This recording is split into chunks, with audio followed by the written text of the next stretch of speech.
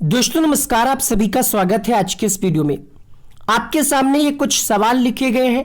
CTET की तैयारी कैसे करें, सीटेट की परीक्षा में टाइम मैनेजमेंट कैसे करें, किताब कौन सी खरीदें, प्रैक्टिस पेपर कौन सा खरीदें, क्या पढ़ें क्या ना पढ़ें, और ये वाला सीटेट 2020 का खास क्यों है, पास होने के लिए कितना नंबर चाहिए कम से कम, क्या माइनस मार्किंग है, सीटेट पास जो है वो क्या करें, क्या पिछले प्रश्न रिपीट होते हैं जो पेपर में पूछे गए हैं, सीटेट सर्टिफिकेट की वैलिडिटी वैधता कब तक होती है।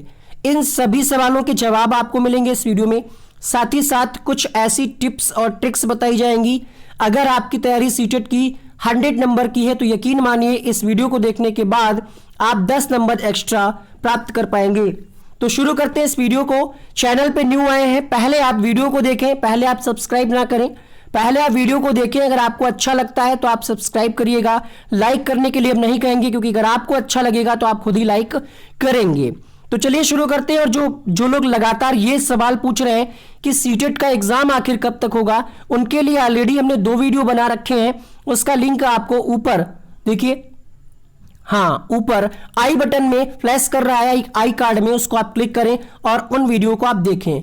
तो सबसे ज्यादा पूछे जाने वाला सवाल यह है कि प्रैक्टिस पेपर और किताब कौन सी खरीदें, या फिर वो लोग जो बिल्कुल तैयारी अभी तक नहीं किए थे, किसी भी वजह से शुरुआत से तैयारी करना चाह रहे हैं, वो क्या करें। इन सभी सवालों के जवाब आपको मिल जाएंगे। बता दें आपको, सीटेट जो है साल में 2 बार होता है। और अगर आप रिजल्ट पे नजर डालेंगे तो आप देखेंगे 3,52,000 2019 में जो परीक्षा हुई थी जुलाई में, सिर्फ 3,52,000 लोग पास कर पाए थे। पेपर कितने लोग दिए थे तो आप यहां पे देख पा रहे होंगे, 23,77,000 लोग पेपर दिए थे। मतलब ये हुआ लगभग 20 लाख लोग हर साल फेल हो जाते हैं। कारण क्या है वो भी आप इस वीडियो में जानेंगे। इसके बाद अगर हम बात करें जुलाई वाले रिजल्ट को, हमने आपको बताया दिसंबर में जो पेपर हुआ था, दिसंबर का रिजल्ट, कितने लोग परीक्षा में शामिल हुए थे, 24 लाख। पास कितने हुए, 5 लाख। इसमें भी लगभग 19 से 20 लाख लोग फेल हो गए। कारण क्या है आपको इसी वीडियो में पता चलेगा। बहुत से अभ्यर्थी ऐसे होंगे जिन्होंने सीटेट पेपर 1 फिल किया होगा, और कुछ लोग ऐसे भी होंगे जिन्होंने दोनों पेपर फिल किए होंगे। और अगर हम बात करें अपने रिजल्ट की, अपने अनुभव की, तो हमने जुलाई वाला भी पेपर दिया था, दिसंबर वाला भी पेपर दिया था, और 2020 में हमने फॉर्म नहीं भरा। तो जुलाई वाले के पेपर की अगर हम बात करें तो 100 नंबर हमारे आए थे प्राइमरी में 1 to 5 में, और अगर हम बात करें दिसंबर की तो 114 नंबर आए थे। ठीक है, आप हमसे ज़्यादा नंबर ला सकते हैं, कैसे लाएंगे ये भी आपको इस वीडियो में बताया जाएगा। यहाँ पे आप हमारे रिजल्ट का स्क्रीनशॉट देख पा रहे होंगे। ठीक है, तो अगर हम बात करें कैसे क्या आपको पढ़ना है, सबसे पहले गलती आप क्या करते हैं, सिलेबस की जानकारी ही नहीं, कुछ भी कहीं से पढ़े जा रहे हैं। और 1-2 बिग अनाउंसमेंट आपके लिए होंगी वीडियो के एंड में, नोट्स के लिए, और क्रैश कोर्स आपके लिए चलाया जाए सीटेट का कंप्लीट, इसके लिए भी। सिलेबस के अभाव में आप कहीं से भी कुछ भी पढ़ने लगते हैं। और दूसरी कमी क्या है कि आप क्या करते हैं, प्रैक्टिस कर ली, नोट्स बनाया ही नहीं, आपकी थ्योरी कंप्लीट ही नहीं है, ना आपने जीन पियाजे को पढ़ा है, ना आपने वाइगोत्स्की को पढ़ा है, बस क्वेश्चन लगाए जा रहे हैं। ये आपकी कमी है, इससे बहुत सारे लोग फेल हो जाते हैं। और एक सबसे बड़ा कारण क्या है फेल होने का, वो भी हम आपको बताएंगे। तो यहां पे अगर हम सिलेबस की बात करें, पेपर 1 की अगर हम बात करें, सबको पता होगा कि 150 क्वेश्चन का पेपर आता है, 150 मिनट ही होते हैं। कहने में लगता है कि यार बहुत समय है, 1 मिनट के लिए क्वेश्चन आराम से हो जाएगा, लेकिन जब आपके सामने क्वेश्चन आता है तब आपको पता चलता है उस हॉट सीट पे बैठ करके, अरे यार अब तो हमारे पास टाइम ही नहीं बचा है, कैसे करेंगे। तो बाल विकास एवं शिक्षा शास्त्र 30 नंबर की, गणित भाषा 1, भाषा 2 कोई भी हो आपकी, हिंदी अंग्रेजी गणित मराठी जो भी हो, सॉरी गणित नहीं, और पर्यावरण अध्ययन। तो पेपर 1 की अगर हम बात करें तो टोटल आपको पता है कितने नंबर की पैडागोजी आती है, 90 अंक की पैडागोजी आती है। जिसकी पैडागोजी अच्छी नहीं है वो इस पेपर में मात खा जाता है, वो अच्छा स्कोर नहीं कर पाता है। अब आप सोच रहे होंगे 90 अंक की पैडागोजी कैसे, देखिएगा गणित में जो 15 अंक होते हैं वो कंटेंट के होते हैं, सवाल आते हैं, और 15 नंबर की पैडागोजी आती है। भाषा में भी 15 नंबर की पैडागोजी, 15 नंबर का पैराग्राफ, दोनों में ही। पर्यावरण में 15 नंबर पेडागोजी बेस्ड क्वेश्चन और 15 नंबर आपके फैक्ट वाले क्वेश्चन। अब तैयारी कैसे करें इसकी, सेम इसी में है, आपको ज्यादा परेशान नहीं होना है। इसमें सिर्फ आपको ये बढ़ जाता है, ईवीएस हटा करके इसमें आपका जो भी सब्जेक्ट होगा, विज्ञान, गणित या फिर सामाजिक अध्ययन, 60 नंबर का ही आता है। अगर हम अपनी बात करें, कभी हमने एसएसटी की तैयारी नहीं करी, सिर्फ इन 3 सब्जेक्ट के दम पर इसको भी हमने क्वालिफाई किया। आप भी कर सकते हैं। ये मत सोचिए कि हम सोशल साइंस कैसे पढ़ें, क्या पढ़ें। अगर आपकी पेडागोजी अच्छी होगी, निश्चित रूप से आप पेपर 1 पेपर 2 एक साथ क्वालिफाई कर पाएंगे। इसके लिए आपको ये वाला पोर्शन मजबूत होना चाहिए। तो यहां पे हम आपको 90 नंबर बता रहे थे, 30 नंबर ये हो गए और 15 चक्कू 60, 60 30 90। 90 में कैसे भी करके अगर आप 70 से ज्यादा नंबर ले आते हैं, मान लिया आप 70 नंबर ले आए, 20 क्वेश्चन आपके पेडागोजी वाले गलत हो गए। अब आपको पास करने के लिए कितना नंबर चाहिए? जनरल कैटेगरी के लिए 90 अंक, अन्य के लिए 82 82 अंक। तो 20 नंबर के आप कंटेंट वाले नहीं कर पाएंगे। गणित में 4-5 सवाल ऐसे मिलेंगे जो जोड़ घटाना वाले होंगे, सिंपल से जोड़ घटाना वाले, इतना तो आप कर ही लेंगे। ईवीएस में बहुत सारे ऐसे सवाल होंगे जो आपको एक ही वीडियो में हम कंप्लीट कराए हैं, वो भी आपको बताएंगे कैसे आप ईवीएस एक वीडियो में कंप्लीट कर सकते हैं।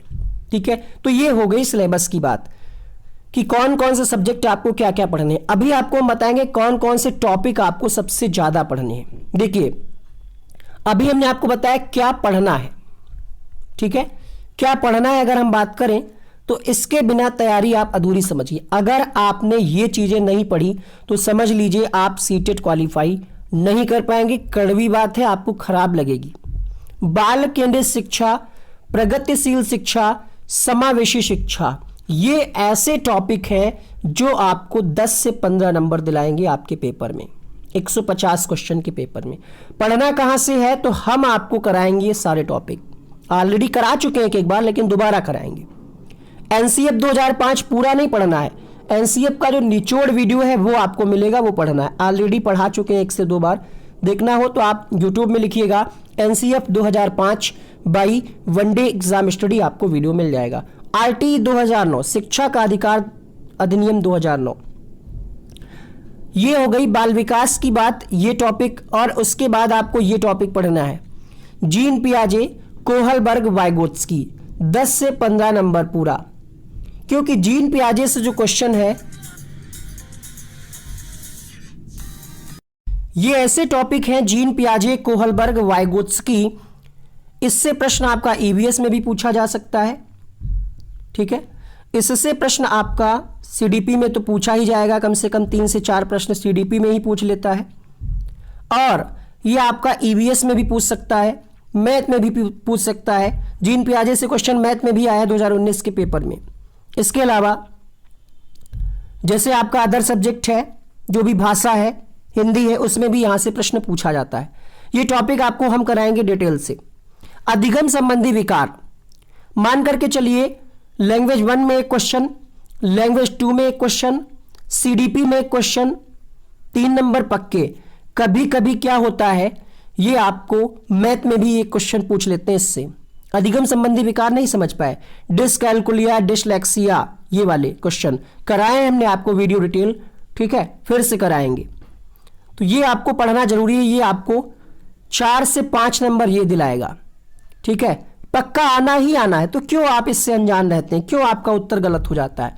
ये हो गई पढ़ने की बात, इंपॉर्टेंट क्या क्या पढ़ना है। मैथ्स की अगर हम बात करें तो मैथ्स अगर आप, अभी उसकी हम बात करेंगे, और कुछ आपको टिप्स, कीवर्ड बताए जाएंगे ताकि आप प्रश्न को देखते ही पहचान लें चुटकियों में।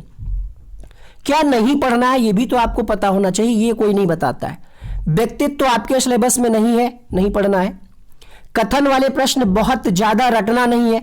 सीटेट में अगर आप इतिहास प्रीवियस ईयर के क्वेश्चन पेपर को उठा करके देखेंगे तो कभी कभार एक प्रश्न आया है स्टेटमेंट वाले, तो इस पे आपको ज्यादा समय खराब नहीं करना है कि सभी स्टेटमेंट रटे डाल रहे हैं, नहीं पढ़ना है कथन वाले प्रश्न।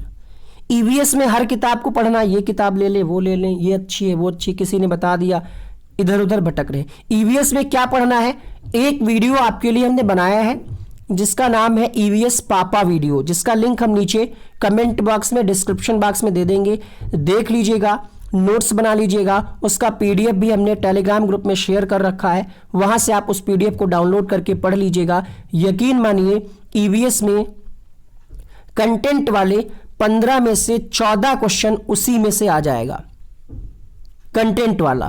पैडागॉजी की अगर हम बात करें वो आपकी समझ पे डिपेंड करेगा। पैडागॉजी वाले जो क्वेश्चन होते हैं उसमें भी कंटेंट का बहुत ज्यादा रोल होता है, तो आप उस वीडियो को जरूर देखें। मनोविज्ञान का इतिहास आपको नहीं पढ़ना है कि मनोविज्ञान में आत्मा का विज्ञान क्या था, उसके बाद अरस्तु ने क्या कहा। यह सीटेट में नहीं पूछा जाता, ये UP TET, KVS, super TET में पूछा जा सकता है। सीटेट में मनोविज्ञान का इतिहास आपको नहीं पढ़ना है, ठीक है, कि अरस्तु पढ़ लिया आपने, संप्रदाय सारे पढ़ लिए, ज्यादा आपको मनोविज्ञान के इतिहास पे नहीं जाना है। पुस्तकें आपको रटनी नहीं है, पुस्तकें और उनके लेखक सीटेट में ना के बराबर पूछा जाता है। कभी कभार एक आधा प्रश्न पूछ लिया गया, वरना बिल्कुल भी ये प्रश्न पूछा नहीं जाता है। ये जो टॉपिक लिखे हैं इसको पूरा रटना नहीं है, बेसिक जानकारी आपको रखनी है कि स्किनर ने कौन सा सिद्धांत दिया, पावलार ने कौन सा सिद्धांत दिया, कोहलर ने कौन सा सिद्धांत दिया, इनके प्रयोग किस पर थे। इनसे डिटेल क्वेश्चन आपसे नहीं पूछा जाएगा। मेमोरी आपके सिलेबस में सीटेट में नहीं है, इससे प्रश्न नहीं पूछा जाता है, ठीक है। अब अगर हम बात करें सिलेबस के हिसाब से 2011 से 2020, ठीक है, 9 या 10 साल है, लेकिन साल में 2 बार हुआ, कभी कभी 1 बार हुआ, तो ये लगभग 13 बार सीटेट हो चुका है, ठीक है। 13 बार आपका ये सीटेट हो चुका है।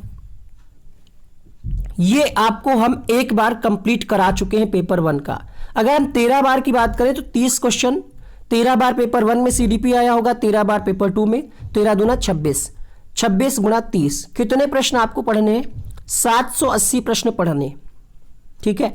वो भी सिर्फ क्वेश्चन के आंसर याद नहीं करने हैं, आपको समझना है, विश्लेषण करना है कि किस टॉपिक से प्रश्न पूछा गया है। और अगर आपने वो टॉपिक पढ़ा है, जैसे एनसीएफ से क्वेश्चन पूछा गया, तो अगर आपने एनसीएफ पढ़ा है, उसका आंसर गलत हो रहा है तो क्यों हो रहा है ये आपको पता लगाना है। ऐसा नहीं कि आपने क्वेश्चन आंसर लगाया और आगे बढ़े।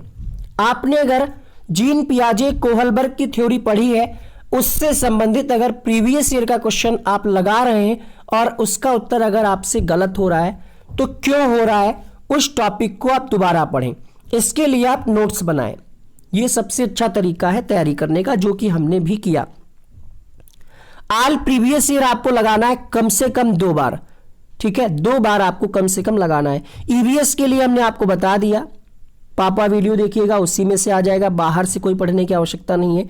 ईवीएस की जो पैडागॉजी है, थीम वगैरह है, उसके लिए हम अलग से वीडियो अपलोड करेंगे।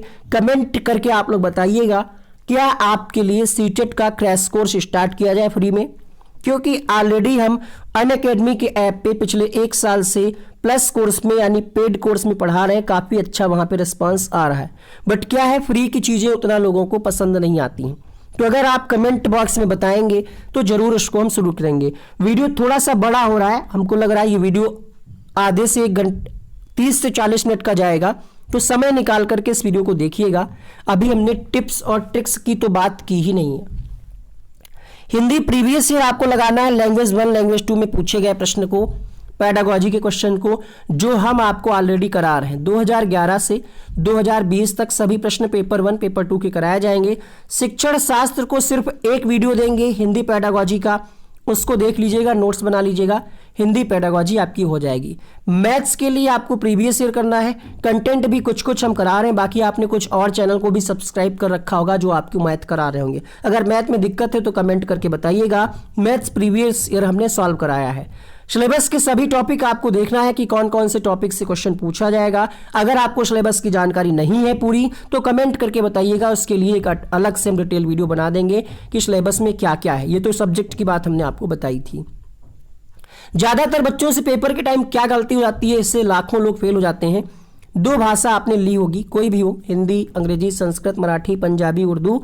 ध्यान रखना है आपको, जब आप OMR फिल कर रहे हो तो भाषा एक आपकी हिंदी हो, संस्कृत हो, कोई भी हो, उसमें आपको क्वेश्चन 91 से 120 वाले हल करने हैं। OMR भी 91 से 120 में ही भरना है। ये गलती बहुत सारे लोग करते हैं, क्योंकि जो आपके पास पेपर आएगा उसमें हिंदी भी 91 से 120 होगी और दूसरी भाषा भी होगी। तो आपको वहां पे ध्यान रखना है कि लैंग्वेज 1 जो है आपका वो 91 से 120 वाले हल करने हैं। 121 वाला हल मत करिएगा लैंग्वेज 1 में। लैंग्वेज 2 जो भी हो आपकी, इंग्लिश है अगर, तो ये 121 से 150 तक हल करिएगा। इसके लिए हम एक अलग से वीडियो पेपर दिखा करके आपको बना देंगे कैसे क्या आपको करना है। फिलहाल ये आप अपने माइंड में सेटअप बना के रखिएगा। पिछली बार हमारे ही चैनल से काफ़ी बच्चों ने बताने के बावजूद गलती करती थी। क्यों गलती कर दी थी? क्योंकि वहाँ के एग्जामिनर ने बता दिया, वहाँ के जो ड्यूटी करने वाले कक्ष निरीक्षक होते हैं उनको ज़्यादा जानकारी नहीं होती है। उन पे आप डिपेंड मत रहिएगा, वो आपका गलत करा देंगे। कई लोगों के साथ ऐसा हुआ है। तो फिर से बता रहे हैं, लैंग्वेज 1 91 से 120, लैंग्वेज 2 121 से 150, कोई भी लैंग्वेज हो आपको यही क्वेश्चन हल करना है। दूसरी गलती हमने आपको ये बताई, पहली बताई सिलेबस का जानकारी ना होना। दूसरी गलती ये है कि कई लोग क्वेश्चन आंसर गड़बड़ कर देते हैं। तीसरी गलती ये है कि पैराग्राफ जो आता है 30 नंबर का, इसको इग्नोर करते हैं कई सारे लोग। कहते हैं यार पैराग्राफ तो हम कर ही लेंगे, क्यों परेशान हो, देख देख के आंसर करना होता है, उसमें सामने लिखा होता है। ये जो है आपके अंदर ना, ये आपको ले डूबता है। 30 नंबर का आता है पैराग्राफ, क्यों हल्के में लेते हैं? 15 नंबर लैंग्वेज 1 में, 15 नंबर लैंग्वेज 2 में, चाहे संस्कृत हो हिंदी हो। संस्कृत की अगर हम बात करें, संस्कृत में आपको पैराग्राफ कैसे हल करना है उसका डिटेल वीडियो बना है। संस्कृत पेडागोजी हमने अपने चैनल पे करा रखी है। 500 क्वेश्चंस की सीरीज अभी भी चल रही है। बहुत सारी वीडियोस अपलोड हैं, सारे लिंक आपको कमेंट बॉक्स में, डिस्क्रिप्शन बॉक्स में मिल जाएंगे। हफ्ते में कम से कम एक ही दिन निकाल लीजिए, पैराग्राफ को सॉल्व करिए। अब आप सोच रहे होंगे किस बुक से सॉल्व करें? कोई ऐसी बुक लीजिए जिसमें प्रीवियस ईयर दिया हो, चाहे वो आप अरिहंत की लें, यूथ की लें, अग्रवाल की लें, कोई भी लें, ठीक है। आंसर ऑफिशियली मैच करिएगा। कई किताबों में बहुत सारे आंसर गलत होते हैं, उसकी भी हम बात करेंगे। और अभी मेन मुद्दा तो भी हमने आपको बताया नहीं। अब देखते हैं इसमें कौन कौन से डाउट्स आपके क्लियर हो गए हैं। सीटेट की तैयारी कैसे करना है, प्रीवियस ईयर और सिलेबस, दो चीज़ें आपको, प्लस एनसीईआरटी की किताबें। टाइम मैनेजमेंट कैसे करें, इसके लिए हम अलग से एक वीडियो बना करके बताएंगे कौन सा सब्जेक्ट आपको पहले हल करना है। ये पहले बता चुके हैं, फिर भी एग्जाम के टाइम बताया जाएगा आपको। किताबें आपको कौन सी खरीदनी है, जो आपके पास किताब है वही बेस्ट है। अगर आपको लेनी ही है तो आप कोई नई किताब मत खरीदिएगा, ठीक है। वैसे किसी ये बुक का कोई प्रचार नहीं है। आपके पास जो भी किताब है अच्छी है, अगर आप नहीं लेना ही चाह रहे हैं, सीडीपी में आप मैग्रा हिल की ले सकते हैं, अच्छी किताब है। और कौन सा प्रैक्टिस पेपर खरीदे? प्रैक्टिस पेपर आपको कोई भी नहीं खरीदना है। क्यों नहीं खरीदना है? क्योंकि प्रैक्टिस पेपर लेने से बेहतर है आप प्रीवियस ईयर के क्वेश्चन पेपर को 2 से 3 बार हल करें। प्रैक्टिस पेपर में भी आपको प्रीवियस ईयर के ही क्वेश्चन मिलेंगे, तो प्लीज प्रैक्टिस पेपर मत खरीदिएगा। क्यों? क्योंकि वहां पे भी आपको आंसर की मिस्टेक मिलेगी, आप परेशान हो जाएंगे। क्या पढ़ें क्या ना पढ़ें हमने आपको बता दिया। ये सीटेट इसलिए खास है क्योंकि आने वाले सीटेट में क्या होगा, नई शिक्षा नीति का प्रभाव देखने को मिलेगा। हो सकता है अभी सीटेट 2 लेवल का हो और आगे 3 लेवल का हो, और इसके साथ ही साथ प्रश्न पूछने का स्तर भी बदल जाए। पास होने के लिए कितना अंक? तो 90 अंक चाहिए। सामान्य कैटेगरी अदर 82 अंक। माइनस मार्किंग अभी तक नहीं है, 150 में 150 गोले आपको भर करके आने हैं। सीटेट पास करने के बाद क्या करें, आप अपने स्टेट में देखें किस प्रकार से वैकेंसी आती है, उसकी तैयारी करें। अगर आप यूपी से हैं, एमपी से हैं, तो आप किसी भी स्टेट से हैं यद्यपि, तो आप केवीएस यानी केंद्रीय विद्यालय में वैकेंसी आने वाली है, उसकी तैयारी करें, ठीक है। पिछले प्रश्न बिल्कुल रिपीट होते हैं, आप देख लीजिएगा 2016-15 के क्वेश्चन पेपर 2019 में आए हुए हैं, बिल्कुल रिपीट होते हैं। इसीलिए आपसे कहा जाता है कि प्रीवियस ईयर के क्वेश्चन पेपर को पढ़िए, तो रिपीट होते हैं। कई बार ऐसा होता है कि पेपर 2 के क्वेश्चन पेपर 1 में रिपीट हो रहे हैं, पेपर 1 के क्वेश्चन पेपर 2 में रिपीट हो रहे हैं, मतलब प्राइमरी वाले जूनियर में, जूनियर वाले प्राइमरी में। सीटेट के सर्टिफिकेट की वैलिडिटी होती है 7 वर्ष। 7 वर्ष के लिए आप सुरक्षित हो जाते हैं पास करने के बाद। अगला टारगेट आपका होता है केवीएस या सुपरटेट या अपने स्टेट में जो भी वैकेंसी निकली, तो ये एक सेफ जोन होता है आपका। बेस्ट बुक की अगर हम बात करें तो कोई ऐसी बुक नहीं जिसमें सब कुछ मिल जाए, कंटेंट मार्केट में ऐसी कोई बुक अवेलेबल नहीं है। बेस्ट यूट्यूब के चक्कर में परेशान ना हो, जो भी आपको जहां से जिस तरीके से आपको अच्छा पढ़ने में लगे, जिसका तरीका आपको अच्छा लगे पढ़ाने का, जिससे आपको समझ में आए, वही आपके लिए बेस्ट है। कोई बेस्ट बुक नहीं होती, कोई बेस्ट यूट्यूब नहीं होता, और ना ही कोई बेस्ट इंसान होता है। आपको जिससे अच्छा समझ में आए वो करना है। प्रश्न का उत्तर देते समय आप क्या करेंगे, खुद को अध्यापक मान करके उत्तर करिएगा और बालक के हित को ध्यान में रखिएगा। उत्तर कभी गलत नहीं होगा, मतलब बच्चे का नुकसान नहीं होना चाहिए। कभी भी बच्चे को ऑप्शन में दिया है कि बच्चे को दंड दिया जा रहा है, गलत ठहरा जा रहा है, बच्चे को हमें गलत नहीं ठहराना है। पीआरटी के अगर आप क्वेश्चन को हल कर रहे हो तो आप ये मान करके चलिएगा कि बच्चा लगभग 5 से 12 साल का होगा, और बाकी इसके ऊपर अगर आप जूनियर वाला पेपर हल कर रहे हैं तो इसके ऊपर उम्र होगी बच्चे की। कई बार आपके सामने ऐसे क्वेश्चन आएंगे जिसके आपको लगेगा कि चारों ही विकल्प सही हैं। उस कंडीशन में आप 2 ऑप्शन को हटाइएगा, फिर देखिएगा 2 में कौन सा बेहतर है, जिसमें बच्चे का नुकसान ना हो रहा हो, एनसीएफ को फॉलो किया जा रहा हो, बाल केंद्रित शिक्षा को फॉलो किया जा रहा हो, आरटी 2009 के नियमों को फॉलो किया जा रहा हो। उत्तर कभी गलत नहीं होगा। ये छोटी सी टिप्स थी आपके लिए, ये हमने आपको बता दिया, क्या पढ़ना है क्या पढ़ना नहीं बता दिया। ठीक है, अब अगर आपको सिलेबस की जानकारी नहीं तो कमेंट करिएगा, वीडियो बना करके आपको बताएंगे। 780 प्रश्न आपको लगभग हर सब्जेक्ट में मिल जाएंगे, मैथ और ईवीएस को छोड़ करके।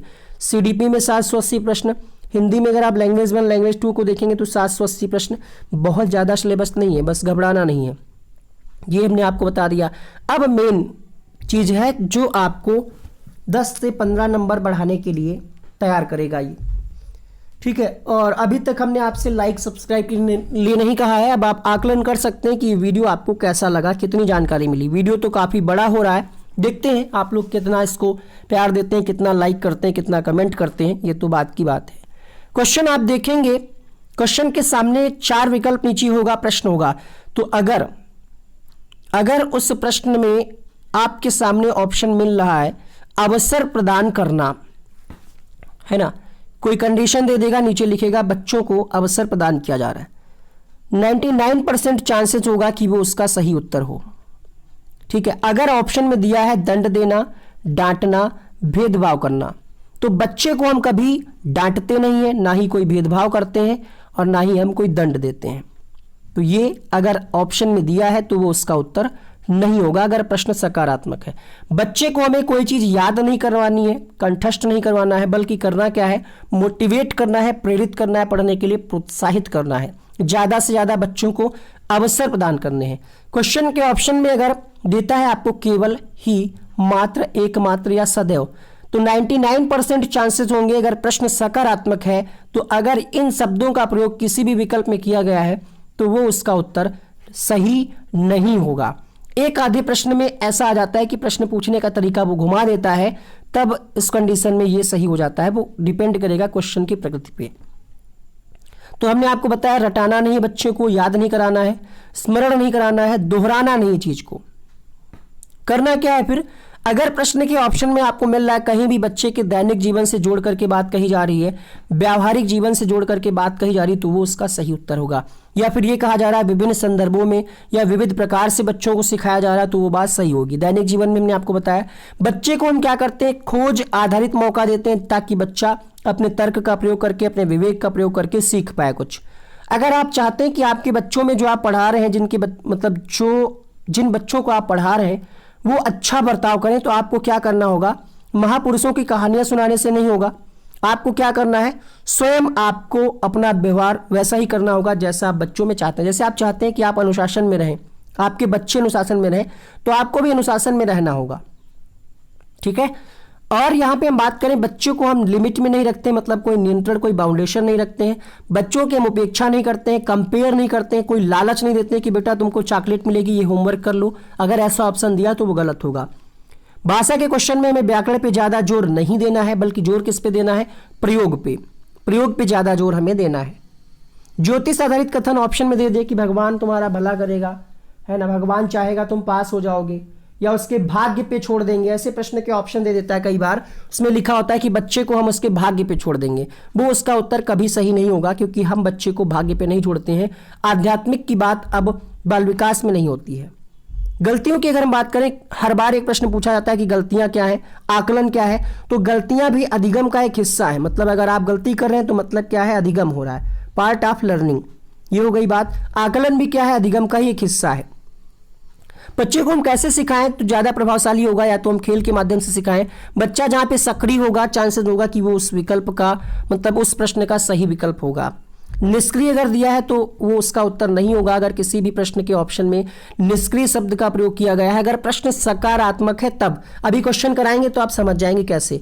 बच्चे को हमें अवहेलना नहीं करना है, इग्नोर नहीं करना है, हतोत्साहित नहीं करना है, तुलना नहीं करना है कि शर्मा जी का बेटा देखो पढ़ने में अच्छा है, तुम कितने कमजोर हो, तुम्हारे नंबर कम आ रहे हैं, उसके ज्यादा। ये बच्चे के सामने टीचर होने के नाते आपको नहीं करना है।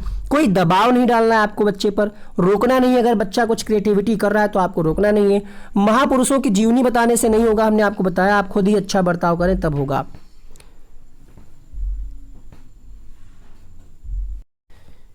क्वेश्चन के ऑप्शन में अगर दिया है कि परीक्षा पे ज़्यादा जोर दिया जा रहा है, लगातार परीक्षा ली जा रही है, लगातार अंक या ग्रेड की बात कही जा रही है, या पाठ्यपुस्तक पे ही केंद्रित पढ़ाया जा रहा है, तो ये ऑप्शन सही नहीं होगा। मतलब हम ज़्यादा परीक्षा पे बल नहीं देते हैं, अंक ग्रेड पे ज़्यादा बल नहीं देते हैं, पाठ्यपुस्तक पे ज़्यादा जोर नहीं देते हैं। अगर ये शब्द ऑप्शन में है और ये 3 ऑप्शन दे दिया गया और कहीं एक बार ये लिख दिया गया कि हम सक्रिय खेल, तो ये सही होगा, ये गलत हो जाएंगे ऑप्शन। ठीक है, बच्चे का आकलन हम इसलिए नहीं करते हैं कि उत्तीर्ण और अनुत्तीर्ण घोषित किया जाए कि तुम फेल हो तुम पास हो, इसलिए आकलन नहीं किया जाता है, बल्कि इसलिए किया जाता है ताकि पता चले कि बच्चे की अधिगम का स्तर क्या है।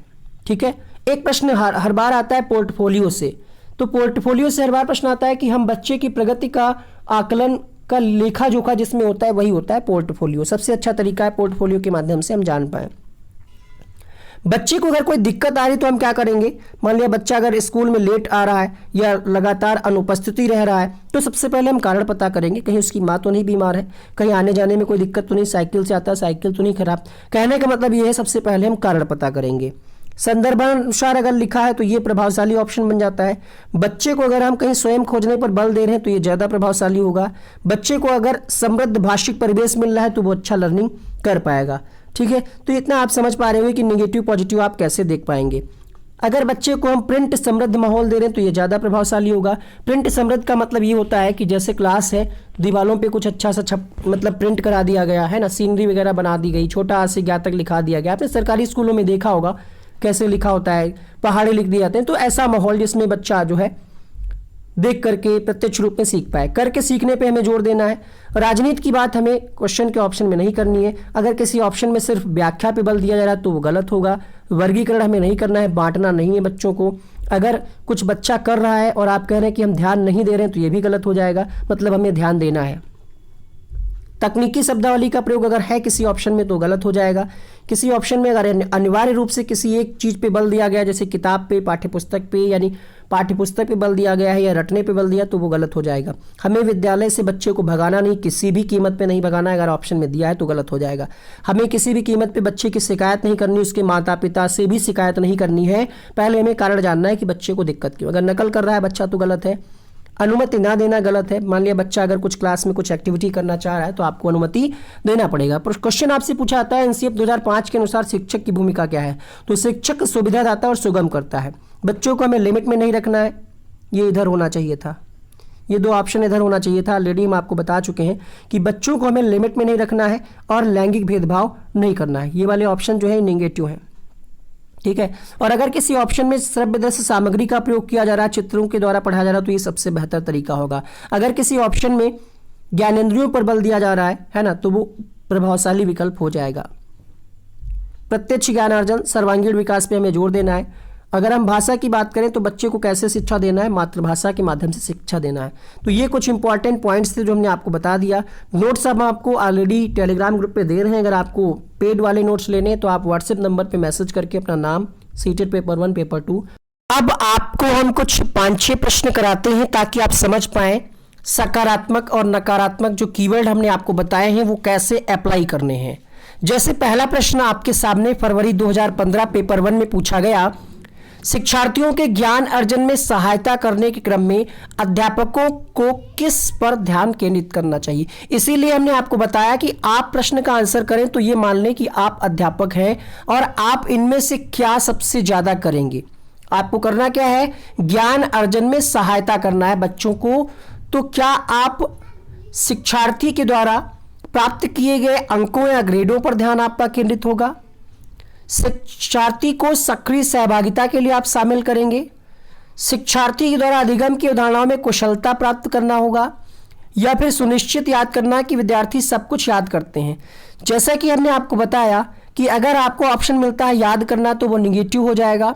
अंकों और ग्रेडों पे हमें ज़्यादा बल नहीं देना है, निगेटिव हो जाएगा। साथ ही साथ हमने आपको ये बताया अगर किसी ऑप्शन में सक्रिय सहभागिता की बात कही जा रही है तो 99% वो इसी का उत्तर होगा। इस तरीके से आपकी ट्रिक काम करेगी और आप सही ऑप्शन तक चुटकियों में पहुंच जाएंगे। जैसे ही आपको लिखा मिला सक्रिय, आपको क्या लगा कि हाँ यही इसका उत्तर हो सकता है और आपने आंसर पहचान लिया। ऐसे ही आपको करना है, इससे आपका टाइम भी बचेगा।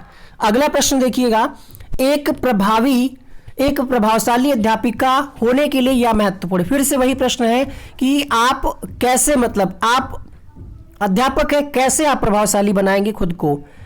समूह गतिविधि के बजाय व्यक्तिगत अधिगम पर ध्यान देना, मतलब आप ग्रुप में ध्यान देने के बजाय प्रत्येक बच्चे पर ध्यान दे रहे हैं, ग्रुप पर ध्यान नहीं दे रहे हैं, मतलब बजाय लिखा है इसको छोड़ करके। दूसरा ऑप्शन है विद्यार्थियों के द्वारा प्रश्न पूछने के कारण उत्पन्न व्यवधान की अनदेखी करना, प्रत्येक बच्चे के संपर्क में रहना, पुस्तक से उत्तरों को लिखने पर बल देना। अब देखिए यहाँ पे अनदेखी करना क्या है, निगेटिव है। यहाँ पे बजाय लिखा मतलब आप समूह को छोड़ रहे हैं, सिर्फ इंडिविजुअली ध्यान दे रहे हैं, तो ये भी गलत बात है। आपको समूह में भी देखना पड़ेगा और प्रत्येक बच्चे को भी ध्यान में देखना पड़ेगा। यहाँ पे क्या है, उत्तर को लिखने पर ज्यादा बल दिया रहा है। तो इन सब में आपको सबसे ज्यादा प्रभावशाली क्या लग रहा है कि हम प्रत्येक बच्चे के कांटेक्ट में रहें। इस तरीके से आपकी ट्रिक काम करेगी। दिसंबर 2019 में प्रश्न पूछा गया, अलग अलग पेपर से हमने क्वेश्चन उठाए ताकि आप समझ पाएं कि 2019 में भी ऐसे प्रश्न पूछे गए हैं जहां पे आप ट्रिक को अप्लाई कर पाएं। शिक्षण अधिगम प्रक्रिया में वंचित समूह में संबंधित विद्यार्थियों के द्वारा सहभागिता कम होने की स्थिति में एक शिक्षक को क्या करना चाहिए। यह दिसंबर 2019 में पूछा गया है। हमने आपको क्या बताया, देखिए यहाँ पे क्या आप विद्यालय छोड़ने के लिए कह देंगे कि जाओ बेटा तुम स्कूल छोड़ दो, तुमको नहीं पढ़ा पाएंगे। वंचित समूह का बच्चा है तो क्या हुआ, समावेशी शिक्षा कहती है किसी भी प्रकार का बच्चा हो हमें सबको एक समान सुविधा देनी, कोई भेदभाव नहीं करना है, सभी के लिए हमें शिक्षा की व्यवस्था करनी है। अपेक्षाओं को कम करना, क्यों हम भाई अपेक्षा की कम क्यों कर दें, बच्चा अगर पढ़ना चाह रहा है तो उसको हम पढ़ाएंगे ना, अपेक्षा को कम क्यों कर देंगे। जैसा है वैसा स्वीकार कर लेना, मतलब बच्चा जैसा जो भी कह रहा है वैसा स्वीकार कर लेना, ये भी क्या है, गलत बात है। तो ये गलत हो गया, छोड़ने के लिए हम नहीं कहेंगे, अपेक्षाओं को कम करने के लिए नहीं कहेंगे। फिर कहेंगे क्या, हम जो है ऐसे बच्चों के लिए शिक्षण पद्धति को सीखेंगे, साथ ही साथ क्या है बच्चों की सहभागिता, मतलब बच्चे जो है एक्टिव रहे, उसमें सक्रिय रहे, इसके लिए हम नए तरीके ढूंढेंगे। अगला प्रश्न एक और, ये भी प्रीवियस ईयर का ही है, अनेक घटनाओं के बारे में बच्चों के द्वारा बनाए गए सहजानुभूत सिद्धांतों के संदर्भ में एक शिक्षिका को क्या करना चाहिए। देखिए अब कैसे आप फटाफट से आंसर हटाएंगे। दंडित करना गलत, अनदेखा करना गलत, याद करना गलत। आंसर आपका आ गया कि नहीं आ गया चुटकियों में, आंसर आपने पहचान लिया, यहाँ पे आंसर आपने पहचान लिया कि नहीं पहचान लिया, आप खुद ही देखिए कितना आसान आपको लग रहा होगा पेडागोजी के क्वेश्चंस को। विद्यार्थियों में संप्रत्यात्मक विकास को प्रोत्साहन देने के लिए कौन सी विधि सबसे ज्यादा प्रभावशाली है। ठीक है, यहां पे याद करने की बात कही जा रही, गलत हो गया। यहां पे दंड की बात कही जा रही, गलत हो गया। ऑप्शन बचा आपका पहला और तीसरा। पहला और तीसरा में, पहले में कहा जा रहा है पुराने प्रत्ययों से किसी संदर्भ के बिना, मतलब हम पुराने प्रत्ययों को ध्यान ही नहीं दे रहे हैं। जबकि आपने पढ़ा होगा, कई बार शिक्षण सूत्रों में आपने पढ़ा होगा कि हम पूर्व ज्ञान को भी शामिल करते हैं, लेसन प्लान भी आप बनाते हैं तो पूर्व ज्ञान को शामिल करते हैं, तो ये बात गलत हो गई। यहां पे ये सही हो गया कि विद्यार्थियों को बहुत से उदाहरण देना और प्रोत्साहित करना, हमने आपको कीवर्ड में बताया था कि ये अपने आप में पॉजिटिव ऑप्शन होगा। तो ये ट्रिक कैसी लगी, कैसे आपको क्वेश्चंस को पहचानना है, गलत और सही विकल्पों को। उम्मीद करते हैं आपको वीडियो पसंद आया होगा। तो वीडियो को अपने हर दोस्तों तक शेयर करिएगा जो भी सीटेट की तैयारी कर रहे हो और किसी भी टीचिंग एग्जाम की तैयारी कर रहे हो जिसमें पेडागोजी आती है। यहाँ पे संस्कृत पेडागोजी सॉल्व करने का ट्रिकी वीडियो का लिंक दिख रहा होगा और यहाँ पे वनडे एग्जाम स्टडी चैनल का लोगो आ रहा होगा, एग्जाम लवर का भी लोगो आ रहा होगा। इन दोनों ही चैनल को आप सब्सक्राइब कर लें और बेल आइकन को ऑन कर लें ताकि आपको रेगुलर क्लास के नोटिफिकेशन मिल सके। यहाँ पे जो वीडियो आ रहा है उसको आप क्लिक करके देख सकते हैं। तो इस क्लास से जुड़ने के लिए आपका बहुत बहुत शुक्रिया। Thank you so much. Wish you all the best for CTET exam.